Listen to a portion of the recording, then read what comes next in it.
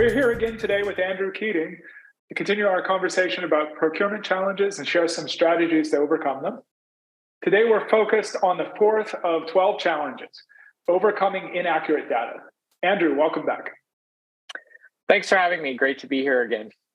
Andrew, how does inaccurate data crop up typically during procurement? And how can organizations avoid the problems that are associated with that data? It comes in based on the technology that organizations are relying upon. So a lot of organizations are still using static files, so documents, spreadsheets, trading emails back and forth. This means that there might be different versions of files, or some organizations are still even receiving proposals from vendors as PDFs or even as old-fashioned paper documents.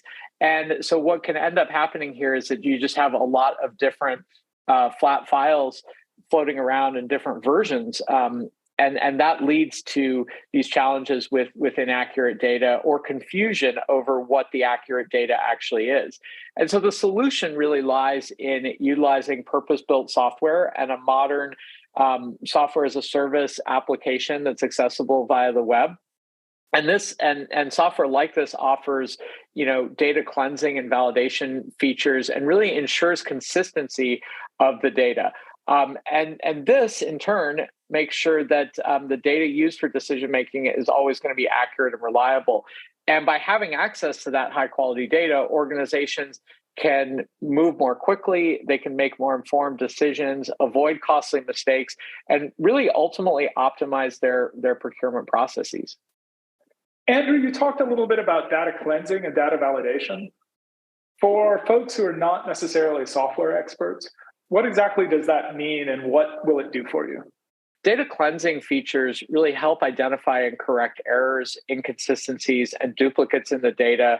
And when we talk about data, we're really meaning the data that you're providing, the information that you provide to vendors, the questions that you ask of them, and then in turn, the information that they provide back to you and the responses, the answers to their questions, the proposals that they send in to you. And so having a modern software as a service application lets you ensure that there aren't duplicates, provide these kind of data cleansing features to remove errors and inconsistencies, things that you just can't do with a Word doc or a PDF or an Excel sheet, right?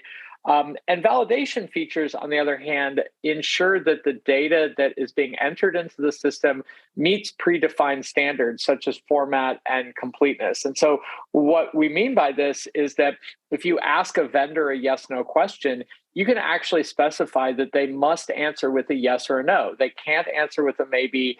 They can't add in explanatory text unless you allow them to do that. So you're setting up those validation criteria, which not only improves the quality of the data, but it also makes it easier to analyze and compare vendor proposals. So if you have 5 responses and you've asked all 5 vendors that yes/no question, you can really see which ones answer yes and which ones answer no. And there's just no ambiguity. It removes all of that kind of doubt or wiggle room out of the process. And you can really hold those proposals side by side and be assured that you're comparing like to like, which is ultimately one of the biggest challenges in procurement. It sounds to me like this just becomes an incredibly important piece of the toolkit. And that ultimately, this is all driving really right towards making better purchasing decisions ultimately. Yeah, that's right. I mean, that's the end goal, for procurement in most organizations. And having that accurate and reliable data, it really lets you effectively evaluate those vendor proposals and make data-driven decisions. This reduces risk because you're not selecting a vendor based on incomplete or incorrect information. As I mentioned a few minutes ago, you're also ensuring that there's that level playing field, and so that there's not an opportunity for some vendor to just provide you with a bunch more explanation or to say maybe when it's really no and kind of hedge their bets on it. And that takes a lot of the ambiguity out of the process, and it ultimately leads to better procurement outcomes, which is what all of us are striving for. And moreover, having access to high quality data also lets you identify trends, patterns, and opportunities for improvement, which further enhances your procurement processes. Andrew, this is obviously a giant topic, and there's more to talk about here, I would imagine, that we can get into in a few minutes. But before we wrap up, do you have any other final ideas you'd like to share? The software alone, the technology alone will make sure that there's not different file versions floating around, but it will only work if your team is actually logging into the software and using it and has the help to really understand how to get the most value out of that. So by investing in the technology and prioritizing data quality, procurement teams can make more informed decisions. They can minimize risks and drive better results in all their activities. But the people element is really critical as well. So technology alone can't do it. You've got to have technology with the commitment from your team and the right guidance and support to really make it work. If anyone has further questions in this area, how can they contact you?